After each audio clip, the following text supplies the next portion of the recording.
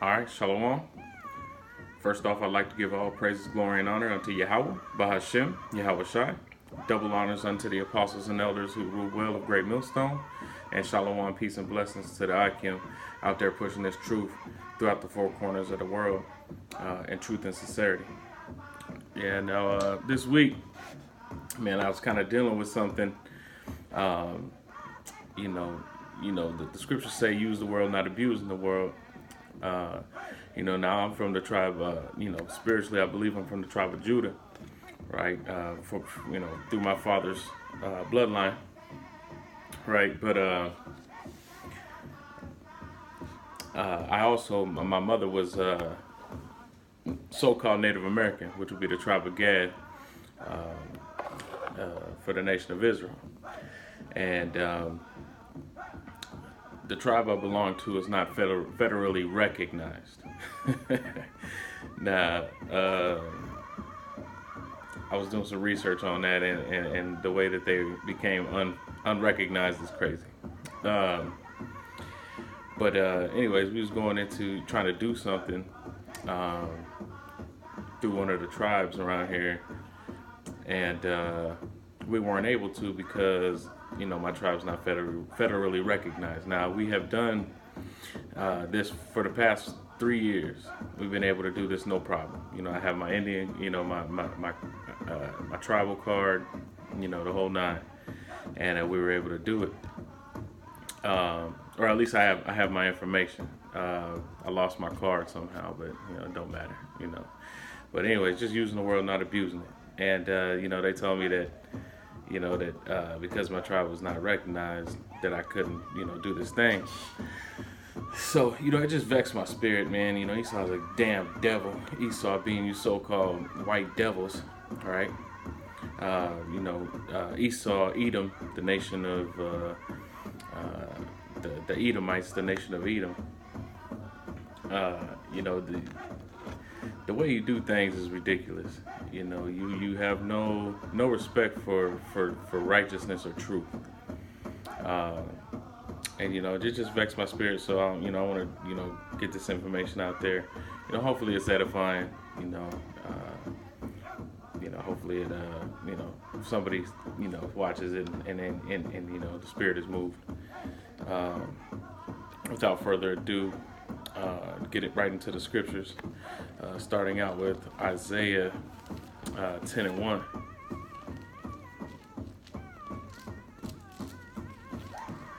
All right, Isaiah 10:1. Woe unto them that decree unrighteous decrees, and that write grievousness which they have prescribed. Right? So woe to them who decree unrighteous decrees. Now, when you go into that word decree or decrees, resolve, statute, action, prescribed, thought, enactment, resolution. So this would go along with resolution, things determined. So this, and it's sad that the tribe was willing to go along with this nonsense. Gad is a fucking fool too. Salakia for my language. But just the fact that one tribe would tell another tribe you're not recognized, knowing that we've been, through the same things, as far as Gad, they've been, the tribes have all been through the same things, and that'd be for all the nation of Israel, and I know that they're, most likely 2/3.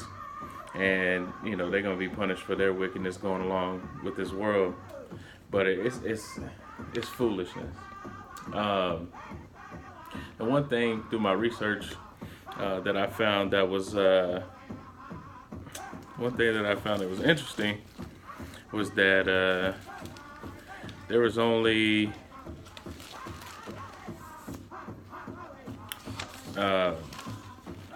there's only 3 things that are determined by their pedigree, and it is dogs, horses, and so-called Native Americans, the tribe of Gad in America. Right? That's crazy. All right. Now, we go with our pedigree, but it's not by a percentage. It's the righteous way through the Spirit, right? Now they do it through a percentage of this and that, right? And we understand that the pedigree is something that's righteous from the Heavenly Father, who's the law says that you are who your father's bloodline is according to Numbers when they brought the tribes together and you lined up according to your pedigree, who your father's father was. Now the way Esau does it again is unrighteous. It's an unrighteous decree, and he's never kept any treaties that he has written with the so-called Native Americans. This is from the Huffington Post. This is about a show called Longmire, and the name of the episode was Dogs, Horses, and Indians, and this was just something that somebody had wrote pertaining to that. And this is just a small paragraph from that, or a small sentence from that. Most Americans don't realize that even today in 2012, there are three things in America that are categorized by the government according to a pedigree: dogs, horses, and indigenous people of this land. Right? And through my studies, I found a little bit more information. A list of unrecognized tribes, and you can go state for state. Alabama, Alaska, there's plenty of them. The Cherokee Nation of Alabama, the Cherokee River Indian Community, the Eagle Bear Band of Cherokees, that's in Alabama, Arizona, the Apache Indian Nation of Silver City, Arizona, Arkansas, man, and the list is so long, man. And in California alone, which is where my mom's tribe would be from. Not that I consider myself Native American. I want to keep iterating that. It's my bloodline through my father would be a tribe of Judah. Spiritually, and physically. We don't really know what tribe we are until the Most High breaks that down, because the white man has totally annihilated our information. He says that he shall cut them off from being a nation, and he did just that, right? So, in 1953, the House Concurrent Resolution 108 made termination the official federal policy toward Native nations. So that's when the tribes that were partially recognized, and especially all the tribes in California, they completely cut them off, along with New York and a couple of other states. The reason they did that with the California tribes was because of gold. Right, so I'm going to get into some more of this information here.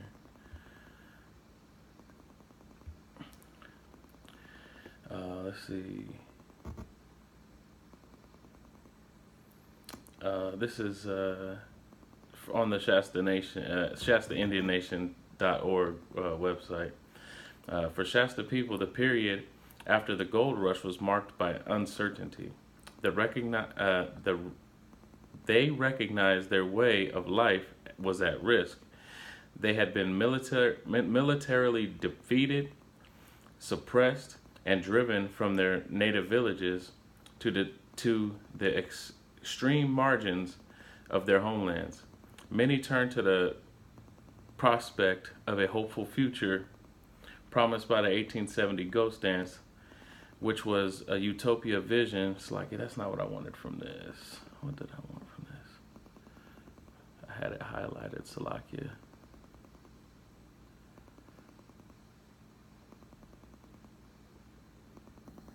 Oh, this is it.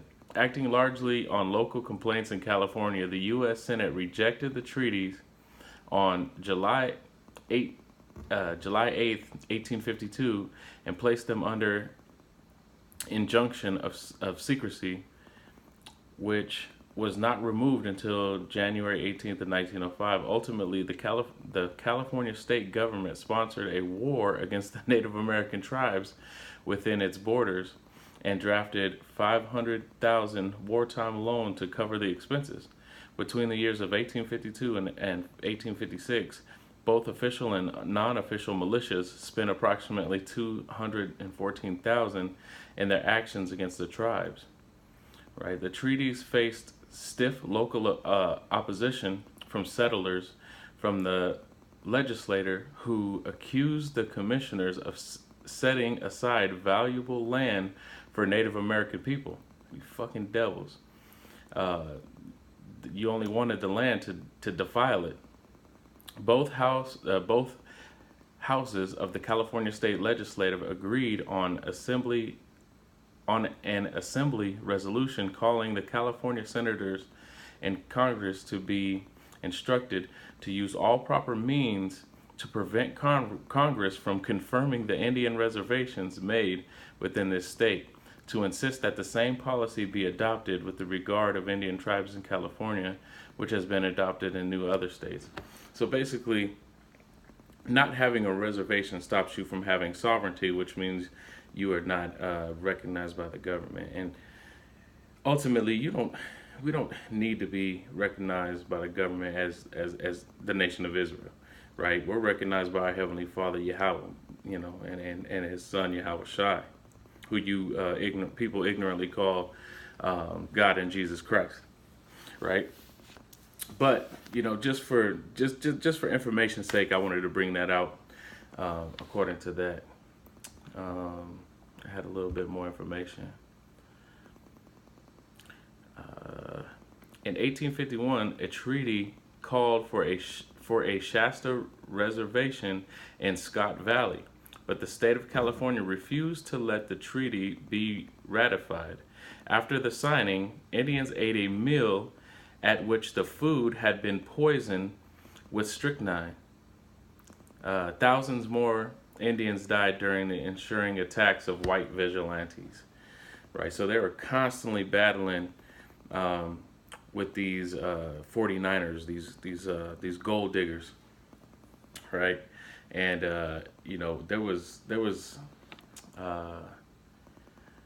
6,000 Shasta Indians before contact, and in less than 2 years there was 3,000, and then 2 years after that there was 600, right? And then they built their numbers back up to 3,000, and then it kept dwindling, due to the war, right? And I'm gonna stop this video and come back with part 2. I don't want to make this too long, but there's a lot of information here, and then I want to get into the revenge that Yahweh was going to have on these devils. So this is part 1. I'm going to jump into part 2.